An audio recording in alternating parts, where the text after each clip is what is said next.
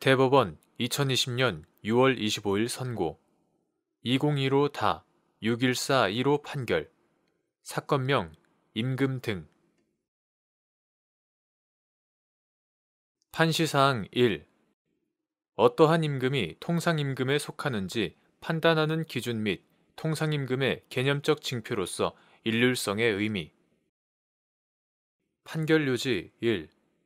어떠한 임금이 통상임금에 속하는지는 그 임금이 소정근로의 대가로 근로자에게 지급되는 금품으로서 정기적, 일률적, 고정적으로 지급되는 것인지를 기준으로 객관적인 성질에 따라 판단하여야 하고 임금의 명칭이나 지급 주기의 장단 등 형식적 기준에 의해 정할 것이 아니다.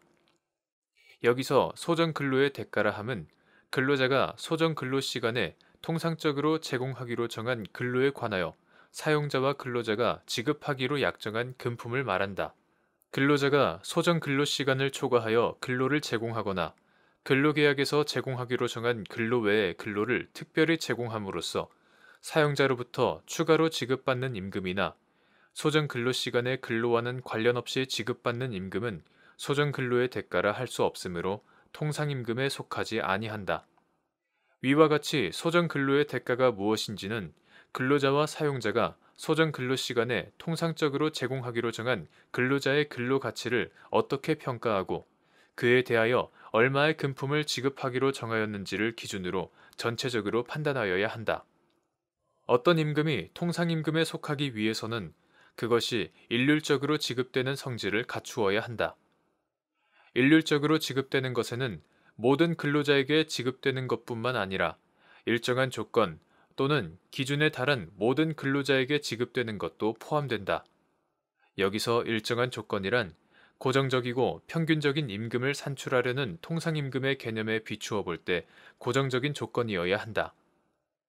한편 일정 범위의 모든 근로자에게 지급된 임금이 일률성을 갖추고 있는지 판단하는 잣대인 일정한 조건 또는 기준은 통상임금이 소정근로의 가치를 평가한 개념이라는 점을 고려할 때 작업 내용이나 기술, 경력 등과 같이 소정근로의 가치평가와 관련된 조건이라야 한다. 판시사항 2.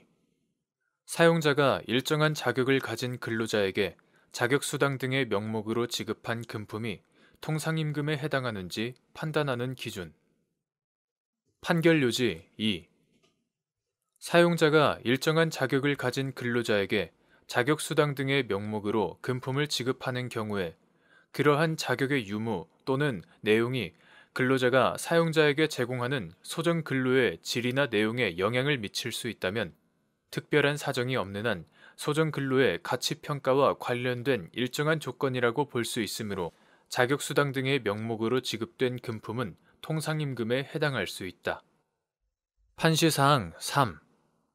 국내외 항공운송업 등을 영위하는 갑 주식회사가 국제선 승무원들을 대상으로 공인 어학자격시험 취득점수 등을 기준으로 어학 자격 등급을 부여한 후 등급에 따라 캐빈 어학수당 명목으로 매월 수당을 지급하였는데 갑 회사의 국제선 승무원으로 근무한 을 등이 캐빈 어학수당을 통상임금에 포함하여 재산정한 추가 법정수당의 지급을 구한 사안에서 캐빈 어학수당이 통상임금에 해당하지 않는다고 본 원심 판단에 법리 오해 등의 잘못이 있다고 한 사례. 판결 요지 3. 국내외 항공운송업 등을 영위하는 갑 주식회사가 국제선 승무원들을 대상으로 공인어학자격시험 취득점수와 구술시험 합격 여부를 기준으로 어학 자격 등급을 부여한 후 등급에 따라 캐빈 어학수당 명목으로 매월 수당을 지급하였는데 갑 회사의 국제선 승무원으로 근무한 을 등이 캐빈 어학수당을 통상임금에 포함하여 재산정한 추가 법정수당의 지급을 구한 사안에서 국제선 승무원인 을 등의 외국인 고객 응대 등의 업무는 을 등이 갑 회사의 소정 근로 시간에 통상적으로 제공하기로 정한 근로라고 볼 수 있고 외국어 어학 자격 등급 유무 및 취득한 등급의 수준에 따라 을 등이 갑 회사에 제공하는 외국인 고객 응대 등과 같은 소정 근로의 질이나 내용이 달라질 수 있으며 임금 협약에 따라 정기적, 계속적으로 지급되는 캐빈 어학수당이 소정 근로의 가치 평가와 무관하게 오로지 동기부여 및 격려 차원에서만 지급되었다고 단정하기 어려우므로 케빈 어학수당은 통상임금에 해당하는데도 이와 달리 본 원심 판단에 법리 오해 등의 잘못이 있다고 한 사례. 판시사항 4. 단체 협약 등에서 특정된 휴일을 근로일로 하고 대신 통상의 근로일을 휴일로 교체할 수 있도록 하는 규정을 두거나 근로자의 동의를 얻은 경우 미리 근로자에게 교체할 휴일을 특정하여 고지하면 사용자는 휴일 근로수당을 지급할 의무를 면하는지 여부. 원칙적 적극. 판결요지 4. 단체 협약 등에서 특정된 휴일을 근로일로 하고 대신 통상의 근로일을 휴일로 교체할 수 있도록 하는 규정을 두거나 그렇지 않더라도 근로자의 동의를 얻은 경우 미리 근로자에게 교체할 휴일을 특정하여 고지하면 달리 보아야 할 사정이 없는 한 이는 적법한 휴일 대체가 되어 원래의 휴일은 통상의 근로일이 되고 그날의 근로는 휴일 근로가 아닌 통상 근로가 되므로 사용자는 근로자에게 휴일 근로수당을 지급할 의무를 지지 않는다. 판시사항 5. 국내외 항공운송업 등을 영위하는 갑 주식회사의 근로자인 을 등이 상여금 등을 통상임금에 포함하여 재산정한 추가 법정수당의 지급을 구하는 것이 신의성실의 원칙에 위배되는지 문제된 사안에서 회사의 경영상태 등에 비추어 갑 회사가 추가 법정수당을 지급한다면 회사에 예측하지 못한 새로운 재정적 부담을 지워 중대한 경영상의 어려움이 초래될 수 있으므로 을 등의 청구는 신의성실의 원칙에 위배되어 허용될 수 없다고 본 원심 판단을 수긍한 사례. 판결요지 5. 국내외 항공운송업 등을 영위하는 갑 주식회사의 근로자인 을 등이 상여금 등을 통상임금에 포함하여 재산정한 추가 법정수당의 지급을 구하는 것이 신의성실의 원칙에 위배되는지 문제된 사안에서 갑 회사가 채권자단과 자율협약을 맺고 채권자단에 의한 공동관리를 통한 구조조정 절차를 거쳤음에도 여전히 상당한 채무를 부담하고 있는 점, 갑 회사는 설립 이후 한 차례도 누적 당기 순이익이 플러스인 적이 없었을 뿐만 아니라 최근까지도 당기 순손실의 규모가 당기 순이익의 규모를 크게 앞지르고 있는 점, 갑 회사의 부채 비율이 자율협약에서 정한 목표를 달성하지 못하고 있고 오히려 신규 항공기 도입 등에 이용하고 있는 운용 리스를 감안하면 외부 차입금이 계속 증가할 수밖에 없어 장차 부채 액수 및 부채 비율은 더 늘어날 것으로 예상되는 점, 저비용 항공사와의 경쟁으로 인하여 갑 회사의 수익성 개선이 단기간에 이루어질 것으로 기대하기는 어려운 점, 갑 회사는 근로자 과반수의 동의를 얻어 상여금 지급을 축소하는 내용으로 취업 규칙을 변경함으로써 근로자 과반수가 회사의 경영 상태를 고려한 결단을 내리기도 한 점 등의 사정을 종합하면 갑 회사가 소속 근로자들에게 추가 법정 수당을 지급한다면 회사에 예측하지 못한 새로운 재정적 부담을 지워 중대한 경영상의 어려움이 초래될 수 있으므로 을 등의 청구는 신의성실의 원칙에 위배되어 허용될 수 없다고 본 원심 판단을 수긍한 사례.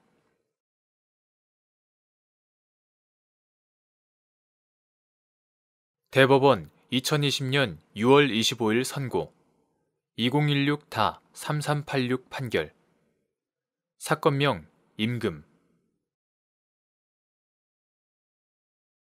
판시사항 구근로기준법 제56조에 따라 휴일 근로수당을 지급하여야 하는 휴일 근로에 단체 협약이나 취업규칙 등에 의하여 휴일로 정하여진 날의 근로가 포함되는지 여부, 적극 및 휴일로 정하였는지 판단하는 기준. 격일제 근무 형태에서 근무가 없는 날에 근로를 제공하였는데 단체 협약이나 취업규칙 등에서 휴일로 정하였다고 볼 수 없는 경우 그날의 근로 제공에 대하여 구근로기준법상 휴일 근로수당이 지급되어야 하는지 여부. 판결 요지. 구근로기준법 2018년 3월 20일 법률 제15513호로 개정되기 전의 것. 이하 구근로기준법이라 한다.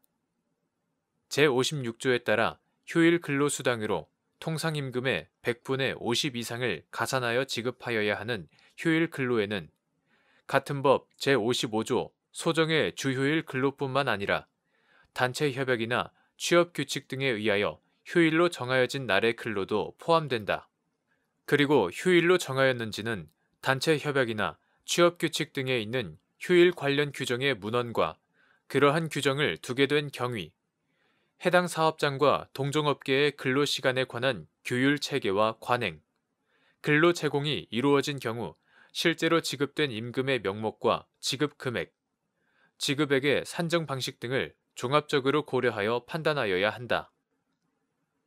위 법리는 일을 근무하고 그 다음날 쉬는 격일제 근무 형태에서 근무가 없는 날에 근로를 제공한 경우에도 마찬가지여서 앞서 본 사정들을 모두 고려하여 평가한 결과 단체 협약이나 취업 규칙 등에서 휴일로 정하였다고 볼 수 없다면 그날의 근로 제공에 대하여 구근로기준법상 휴일 근로수당이 지급되어야 하는 것은 아니다.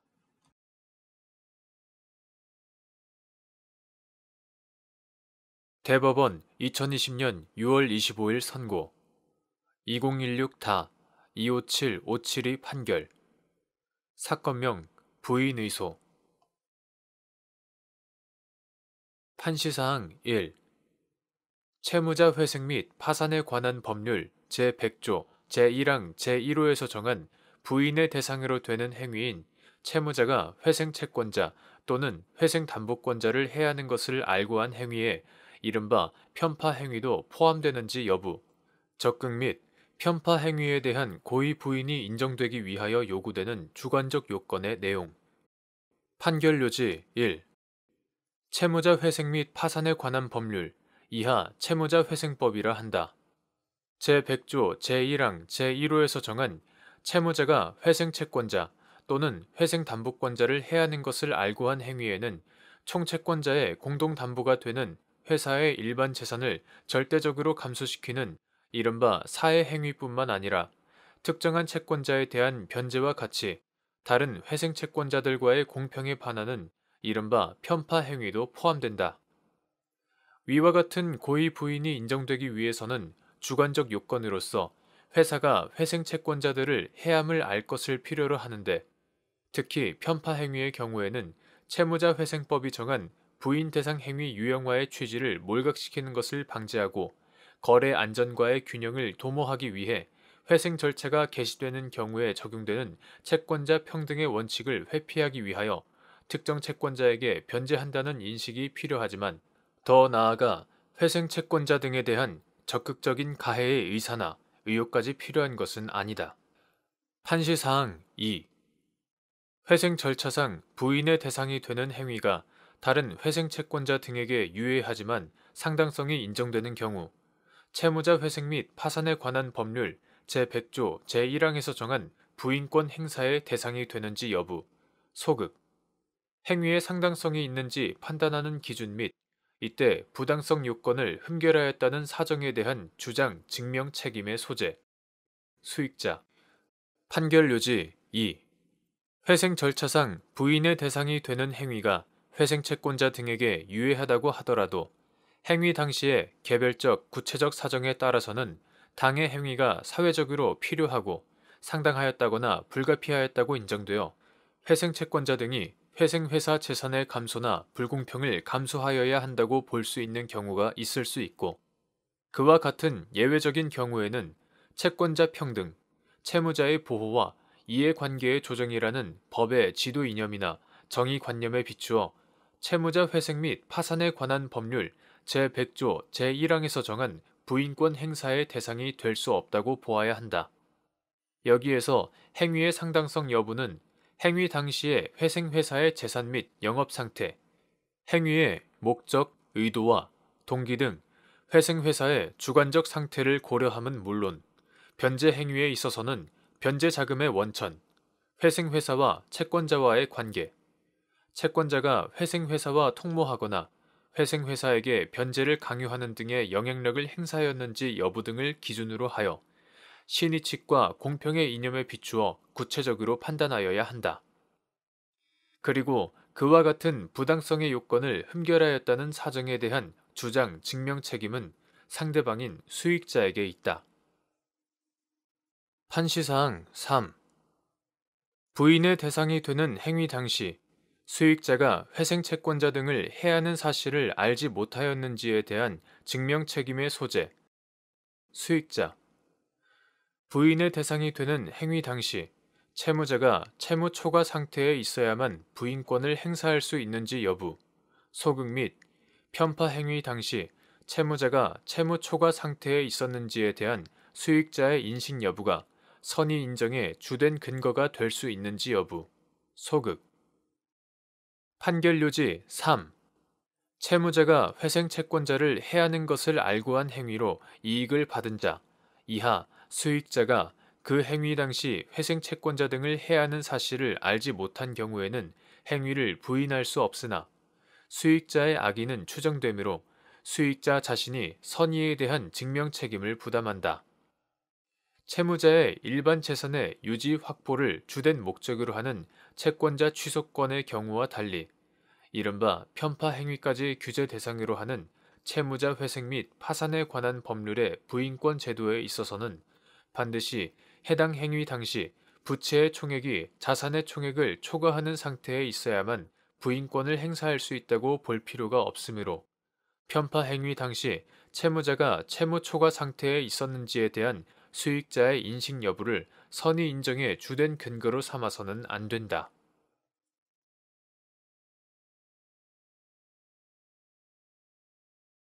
대법원 2020년 6월 25일 선고 2018타 292418 판결 사건명 퇴직금 등 청구 의소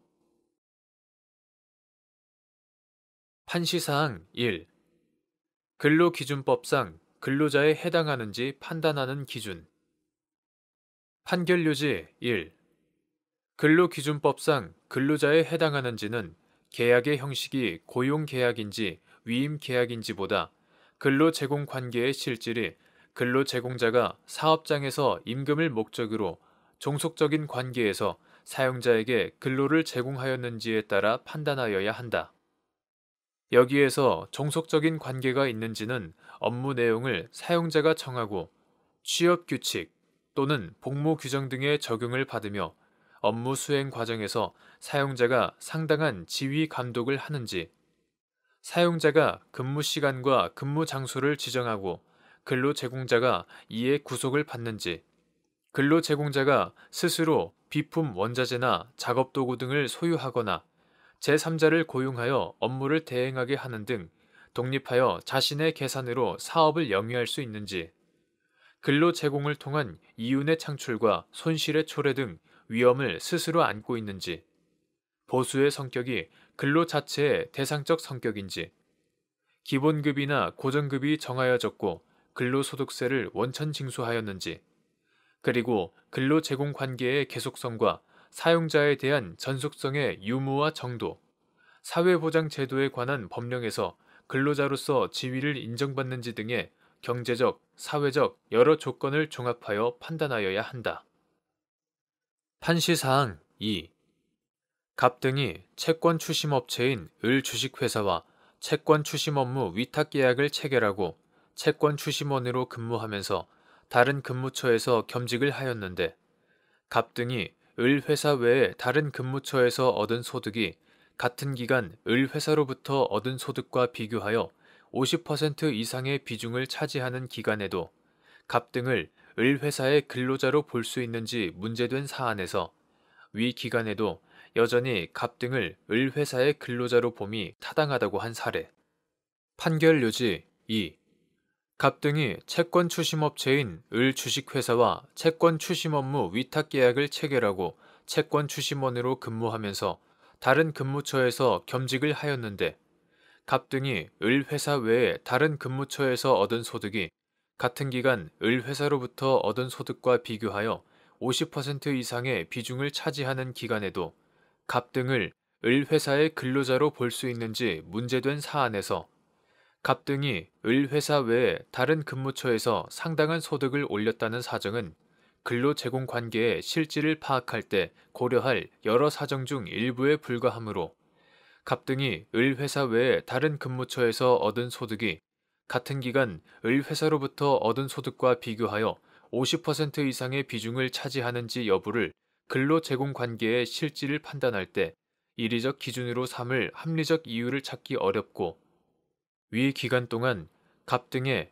겸직 소득 규모 외에는 갑 등의 업무 수행 방식과 을 회사의 지휘 감독의 태양이나 정도 등이 근로자성 인정 여부를 종전과 달리 판단할 수 있을 정도로 실질적으로 변경되었다고 볼 만한 사정이 없으며, 이를 전후하여 해고나 합의 해지 등을 통해 갑 등과 을 회사 사이에 근로계약 관계가 유효하게 해소되었다고 볼 자료도 없으므로 위 기간에도 여전히 갑 등을 을 회사의 근로자로 봄이 타당한데도 이와 달리 본 원심 판단에 법리 오해 등의 잘못이 있다고 한 사례. 판시사항 3. 근로자의 퇴직을 즈음한 일정 기간 특수하고 우연한 사정으로 인한 임금액의 변동으로 근로기준법 등이 정한 원칙에 따라 산정한 평균 임금이 통상의 경우보다 현저하게 적거나 많은 경우 통상적인 생활임금을 반영할 수 있는 합리적이고 타당한 다른 방법으로 평균임금을 따로 산정하여야 하는지 여부.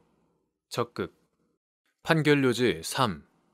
근로기준법 및 근로기준법 시행령 등이 정한 원칙에 따라 평균임금을 산정하였다고 하더라도 근로자의 퇴직을 즈음한 일정 기간 특수하고 우연한 사정으로 인하여 임금액 변동이 있었고, 그 때문에 위와 같이 산정된 평균임금이 근로자의 전체 근로기간, 임금액이 변동된 일정 기간의 장단, 임금액 변동의 정도 등을 비롯한 재반 사정을 종합적으로 평가해 볼 때 통상의 경우보다 현저하게 적거나 많게 산정된 것으로 인정되는 예외적인 경우라면 이를 기초로 퇴직금을 산출하는 것은 근로자의 통상적인 생활임금을 기준으로 퇴직금을 산출하고자 하는 근로기준법의 정신에 비추어 허용될 수 없는 것이므로 근로자의 통상적인 생활임금을 사실대로 반영할 수 있는 합리적이고 타당한 다른 방법으로 평균임금을 따로 산정하여야 한다. 그러나 근로자의 평균임금이 위와 같이 통상의 경우보다 현저하게 적거나 많다고 볼 예외적인 정도까지 이르지 않은 경우에는 근로기준법 등이 정한 원칙에 따라 평균임금을 산정하여야 한다.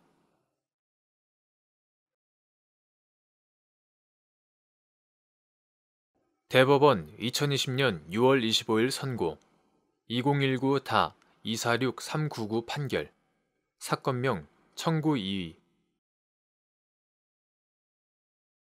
판시사항 1. 채무의 존재를 다투는 소송 계속 중 채무자에 대한 파산 선고가 있는 때에는 그 소송 절차가 중단되는지 여부. 적극. 이러한 소송 절차의 중단 사유를 간과하고 변론이 종결되어 판결이 선고된 경우 판결이 당연 무효인지 여부. 소극. 및 이 경우 상소 또는 재심을 통해 판결의 취소를 구할 수 있는지 여부. 적극. 상소심에서 수개 절차를 밟은 경우 위와 같은 절차상 하자가 치유되는지 여부. 적극. 판결요지 1. 파산 선고를 받은 자가 채권자를 상대로 채무의 존재를 다투는 소송은 파산재단에 속하는 재산에 관한 소송에 해당하므로 파산 채무자에 대한 파산 선고가 있는 때에는 채무자 회생 및 파산에 관한 법률 제347조에 따라 파산 관제인 또는 상대방이 수기할 때까지 이에 관한 소송 절차는 당연히 중단된다. 한편 이와 같은 소송 절차의 중단 사유를 간과하고 변론이 종결되어 판결이 선고된 경우 그 판결은 소송에 관여할 수 있는 적법한 수개인의 권한을 배제한 결과가 되어 절차상 위법하나 이를 당연 무효라고 할 수는 없고, 대리인에 의하여 적법하게 대리되지 않았던 경우와 마찬가지로 대리권 흠결을 이유로 한 상소 또는 재심에 의하여 그 취소를 구할 수 있으며, 상소심에서 수개 절차를 밟은 경우에는 위와 같은 절차상의 하자는 치유되고 그 수개와 상소는 적법한 것으로 된다. 판시사항 2. 항소 제기에 필요한 수권이 흠결된 소송 대리인이 항소장을 제출하였으나 당사자 또는 적법한 소송 대리인이 항소심에서 본안에 관하여 변론한 경우 위 항소 제기 행위를 추인한 것인지 여부. 적극. 판결요지 2. 항소의 제기에 관하여 필요한 수권이 흥결된 소송 대리인의 항소장 제출이 있었다고 하더라도 당사자 또는 적법한 소송 대리인이 항소심에서 본안에 관하여 변론하였다면 이로써 그 항소 제기 행위를 추인하였다고 할 것이어서 그 항소는 당사자가 적법하게 제기한 것으로 된다.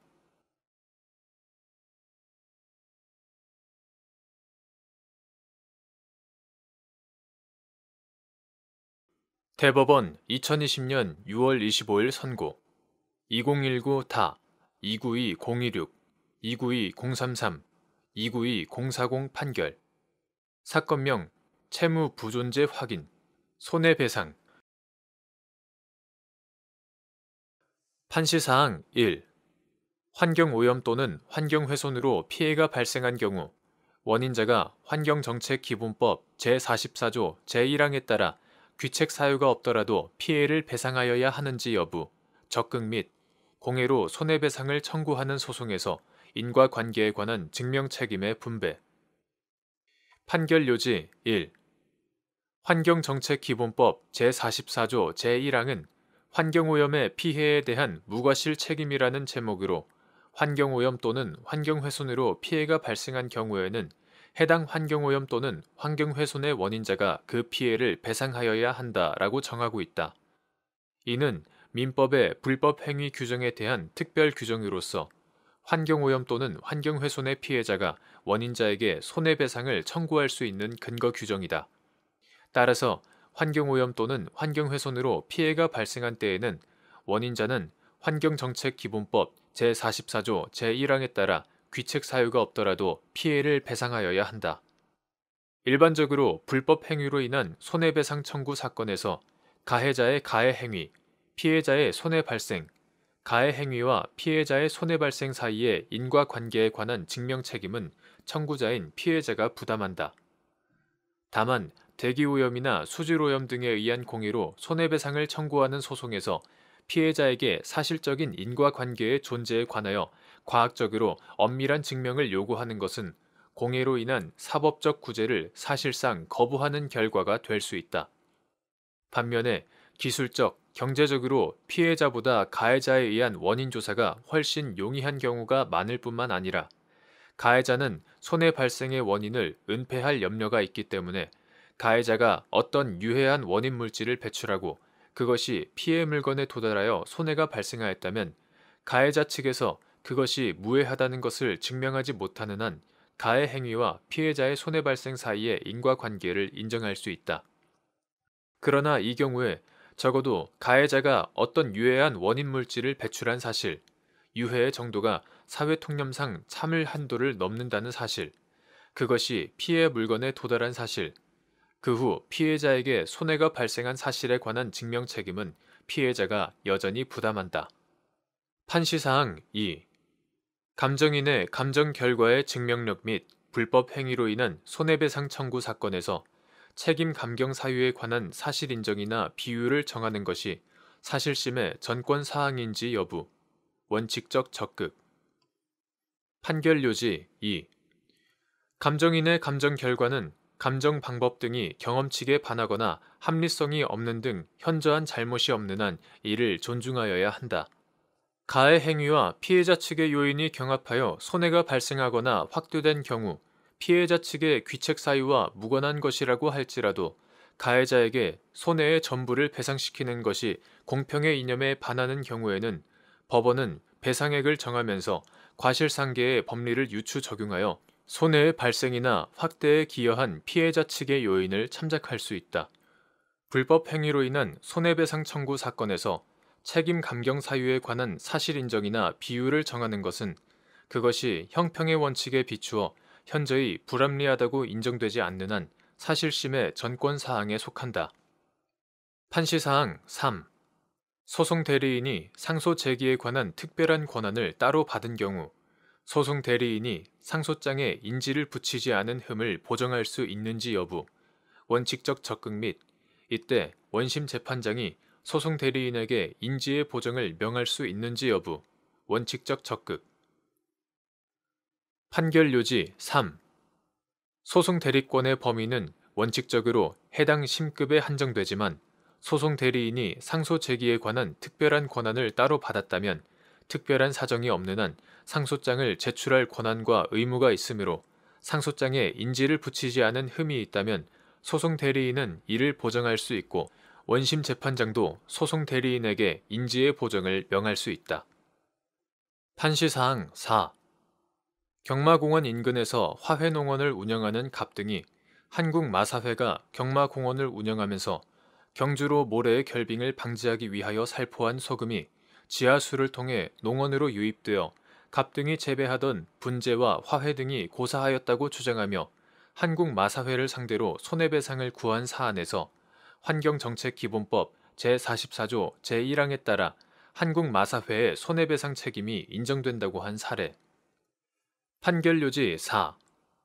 경마공원 인근에서 화훼농원을 운영하는 갑등이 한국마사회가 경마공원을 운영하면서 경주로 모래의 결빙을 방지하기 위하여 살포한 소금이 지하수를 통해 농원으로 유입되어 갑등이 재배하던 분재와 화훼 등이 고사하였다고 주장하며 한국마사회를 상대로 손해배상을 구한 사안에서 한국마사회가 겨울철마다 경주로 모래의 결빙을 방지하기 위하여 뿌린 소금이 땅속으로 스며들어 지하수로 유입되었고 갑등이 사용한 지하수의 염소이온 농도는 농업용수 수질 기준을 초과하거나 이에 근접한 수치로서 경마공원 부근의 지하수는 농원이 위치한 곳을 지나 주변 하천으로 흐르고 있으므로 다량의 소금 유입이 갑등이 사용하는 지하수 염소이온 농도의 상승에 영향을 미쳤다고 보이는 점. 환경관리공단의 조사에 따르면 한국마사회가 경주로에서 사용한 염분에 의한 오염물질이 지하수로 흘러들어가 인근 지역으로 이동하였을 가능성이 추정되는 점 등에 비추어 환경정책기본법 제44조 제1항에 따라 한국마사회의 손해배상 책임이 인정된다고 한 사례.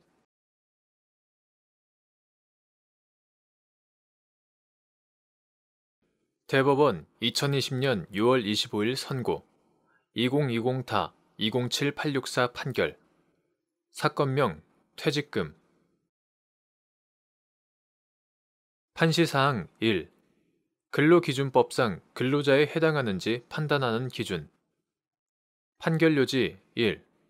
근로기준법상 근로자에 해당하는지는 계약의 형식이 고용계약인지 도급계약인지보다 그 실질에 있어 근로자가 사업 또는 사업장에 임금을 목적으로 종속적인 관계에서 사용자에게 근로를 제공하였는지에 따라 판단하여야 하고, 위에서 말하는 종속적인 관계가 있는지는 업무 내용을 사용자가 정하고 취업규칙 또는 복무, 인사규정 등의 적용을 받으며 업무 수행 과정에서 사용자가 상당한 지휘 감독을 하는지, 사용자가 근무 시간과 근무 장소를 지정하고 근로자가 이에 구속을 받는지, 노무 제공자가 스스로 비품, 원자재나 작업도구 등을 소유하거나 제3자를 고용하여 업무를 대행케 하는 등 독립하여 자신의 계산으로 사업을 영위할 수 있는지, 노무 제공을 통한 이윤의 창출과 손실의 초래 등 위험을 스스로 안고 있는지와 보수의 성격이 근로 자체의 대상적 성격인지, 기본급이나 고정급이 정하여졌는지 및 근로소득세의 원천 징수 여부 등 보수에 관한 사항, 근로 제공 관계의 계속성과 사용자에 대한 전속성의 유무와 정도, 사회보장제도에 관한 법령에서 근로자로서 지위를 인정받는지 등의 경제적, 사회적 여러 조건을 종합하여 판단하여야 한다.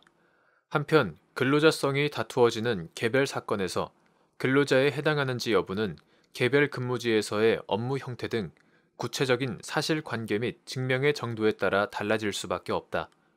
사실심의 심리 결과 근로자성을 인정하기 어려운 사정들이 밝혀지거나 근로자성을 증명할 책임이 있는 당사자가 소송 과정에서 근로자성을 인정할 수 있는 구체적인 사실을 증명할 증거를 제출하지 않는 등의 경우에는 근로자성이 부정될 수 있다. 판시사항 2. 갑 주식회사와 위탁 판매 계약을 체결한 후 백화점에 입점한 갑 회사의 매장을 운영하며 갑 회사의 상품을 판매한 을 등이 근로기준법상 근로자에 해당하는지 문제된 사안에서 을 등의 갑 회사에 대한 종속성 및 전속성의 정도 등에 비추어 을 등은 근로기준법상 근로자에 해당한다고 볼 수 없다고 한 사례.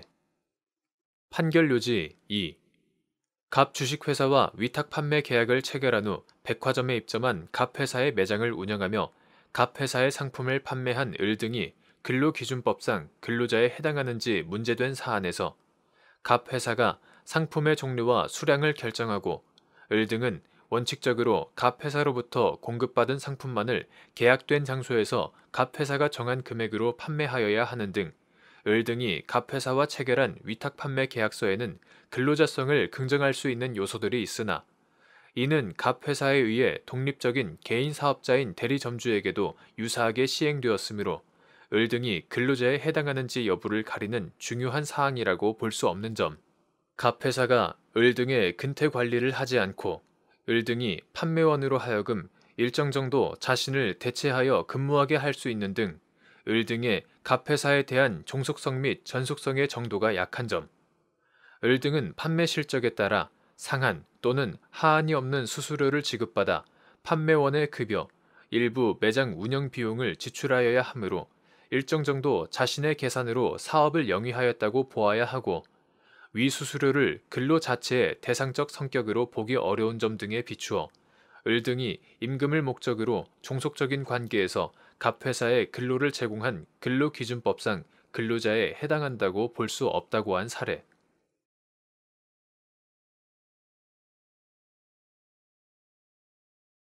대법원 2020년 6월 25일 선고 2020다 216-240 판결 사건명 손해배상 산 판시사항 1. 피해자가 근로기준법이나 산업재해보상보험법에 따라 휴업급여나 장애급여 등을 이미 지급받은 경우 그 급여액 중 손해배상액 산정에서 공제할 수 있는 금액의 범위. 판결 요지 1. 손해배상은 손해의 전보를 목적으로 하는 것이므로 피해자로 하여금 근로기준법이나 산업재해보상보험법에 따라 휴업급여나 장애급여 등을 이미 지급받은 경우에 그 급여액을 일실 수입의 배상액에서 공제하는 것은 그 손해의 성질이 동일하여 상호 보완적 관계에 있는 것 사이에서만 가능하다. 따라서 피해자가 수령한 휴업급여금이나 장애급여금이 법원에서 인정된 소극적 손해액을 초과하더라도 그 초과 부분을 기간과 성질을 달리하는 손해배상액에서 공제할 것은 아니며 휴업급여는 휴업기간 중에 일실 수입에 대응한 것이므로 그것이 지급된 휴업기간 중에 일실 수입 상당의 손해액에서만 공제되어야 한다. 판시사항 2. 복수의 감정 과목에 대한 신체 감정 촉탁 결과에 따라 노동 능력 상실률을 평가하는 경우 주의하여야 할 사항. 판결 요지 2. 복수의 감정 과목에 대한 신체 감정 촉탁 결과에는 감정의 중복, 누락이 있을 수 있으므로 신체 감정 촉탁 결과에 의하여 노동 능력 상실률을 평가하는 법원으로서는 감정이 중복, 누락되었는지 여부를 세심히 살펴야 하고 중복, 누락이 있는 경우에는 필요한 심리를 통하여 이를 바로잡아야 한다. 판시사항 3.